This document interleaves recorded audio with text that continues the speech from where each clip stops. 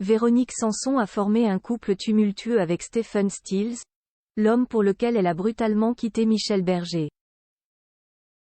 Des amoureux qui se sont installés avec leur fils Christopher un temps en France, tentant de retrouver un peu de sérénité comme le dévoile cette archive de Paris Match. La suite après la publicité de la vie de Véronique Sanson.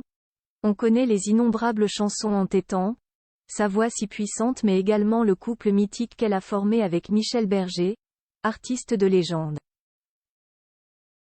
Une idylle qui s'est achevée brutalement quand la chanteuse est partie sans prévenir, soi-disant pour aller acheter des cigarettes.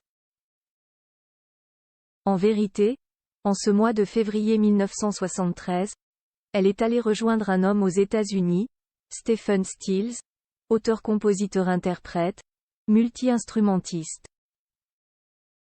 Dans un numéro des archives de Paris Match datant 1978, on pouvait découvrir une partie de sa vie avec son amoureux américain, quand ils se sont installés en France.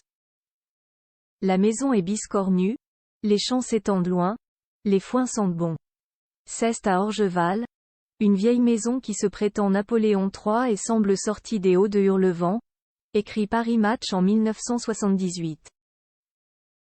C'est là qu'a vécu Véronique Sanson avec Stephen Stills et leur fils Christopher, 5 ans à l'époque. Elle avait choisi de revenir dans son pays, car la vie y est plus douce qu'aux États-Unis. Il n'est pas indispensable de faire 15 km pour acheter du sel, précisera-t-elle. Véronique Sanson, une manuelle. Je tapisse, je loue, je peins. Dans sa demeure, les tapisseries se déchiraient, les plafonds se lézardaient et les tartines de Christopher voisinaient avec les bottes de Stephen sur le piano de Véronique.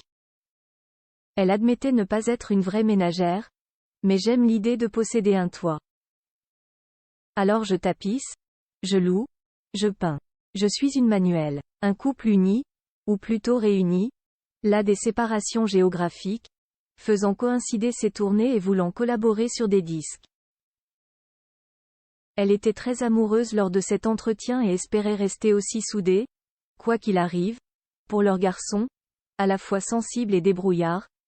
Un enfant doit avoir en lui l'image d'un couple de parents qui s'entendent, c'est indispensable pour sa santé mentale. C'est une idée de Stephen. Moi je suis de son avis. Quoi qu'il arrive. Stephen Stills et Véronique Sanson.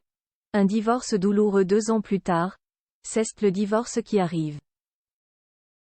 Il est prononcé le 14 juillet 1980, après des années d'excès en tout genre avec violence, drogue et alcool.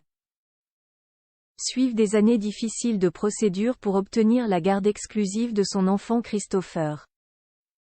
De cette période et avec le recul, Véronique Sanson révélera dans les 20 chanteuses préférées des Français que son conflit avec son ex-mari lui inspirera toutefois un de ses plus grands tubes, Ma révérence. C'est comme si quelqu'un m'avait dicté cette chanson-là. Mon petit fantôme personnel. Son fils, désormais âgé de 49 ans, s'est marié cet été dans la capitale. L'occasion pour les deux ex-Véronique et Stephen de se retrouver, ils l'avaient déjà fait sur scène en 2018 et d'échanger quelques mots. Pas d'amour, mais de bonheur pour leur fils certainement. Retrouvez l'intégralité de l'article dans le magazine Paris Match du 14 juillet 1978. La suite après la publicité.